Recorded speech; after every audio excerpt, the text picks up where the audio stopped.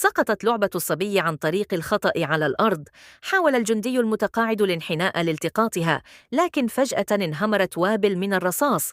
كان الإرهابيون قد أجبروا الحافلة على التوقف، وأنزلوا جميع الركاب منها، ثم أمروهم بالركوع على الأرض لتفتيشهم من قبل زعيم الجماعة الإرهابية. وكان هذا الزعيم ليس سوى سمك الذي كان تحت حماية الناتو. وبينما ادعوا أنهم يفتشون بحثاً عن مواد خطرة، كانوا في الحقيقة يسعون لسرقة أموال الركاب.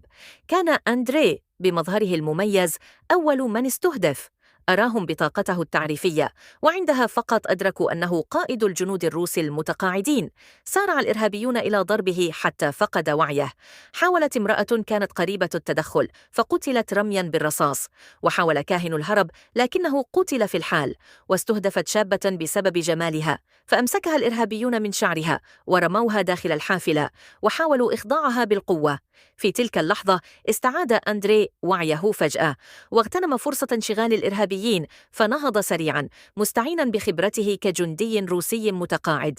تمكن بسرعة من هزيمة أغلب المهاجمين وألقى القبض على زعيمهم، ثم أمر الجميع بالعودة إلى الحافلة وطلب من السائق الانطلاق بأقصى سرعة.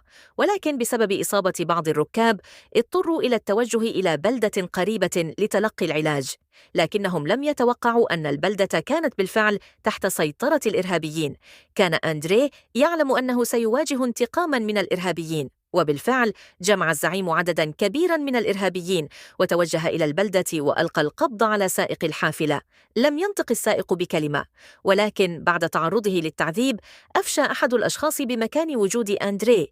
توجه الزعيم بسرعة إلى المستشفى، لكنه لم يجد أندري هناك، بل وجد المرأة التي كانت قد هربت من الحافلة.